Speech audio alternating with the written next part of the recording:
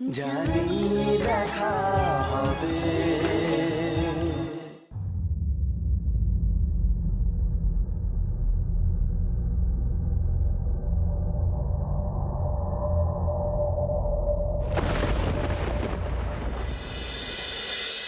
জানি না তোমরা কেউ খেয়াল করেছিলে কিনা, কিন্তু বেশ কয়েকদিন ধরে তিতিয়া খুব টেন্স ছিল। ইনফ্যাক্ট খাবার টেবিলে বসেও ও সেদিন কারোর সাথে কোনো কথা বলেনি। কিন্তু মেঘনা,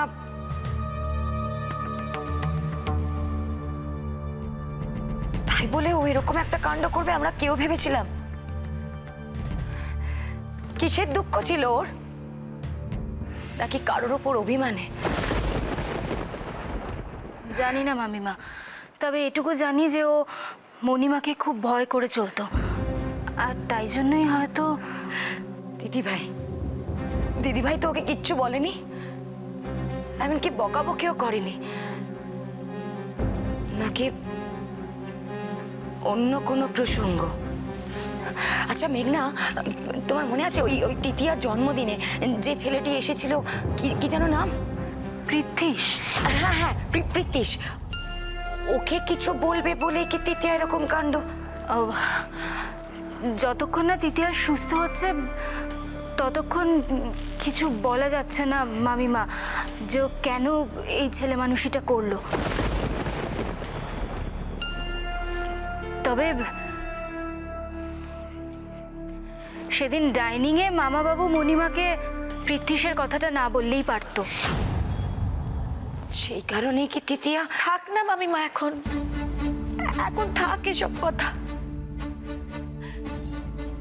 শিবশম্ভুর কৃপায় মেয়েটা ভালো হয়ে উঠুক, ঠাকুর ঠাকুর করে বাড়ি চলে আসুক মেয়েটা, ব্যাস। আর কিছু চাই না, আর কিছু না। কিন্তু বেনি, একটা জিনিস বুঝতে পারছো? আমাদের জীবনের কোনো নিশ্চয়তা নেই। যে মেয়েটা চোখের সামনে ঘুরে বেড়াচ্ছিল কিছুদিন আগে, তাকে আজ তাকে নিয়ে জমে মানুষের টানাটানি করছে।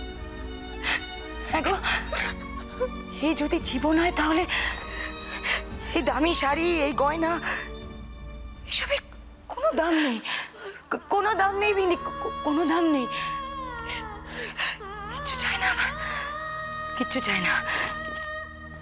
কোনো দরকার নেই আমার, কিচ্ছু চাই না। আমি বেশ বুঝতে পারছি মেঘনা, এই বাড়িতে অমঙ্গলের ছায়া পড়েছে।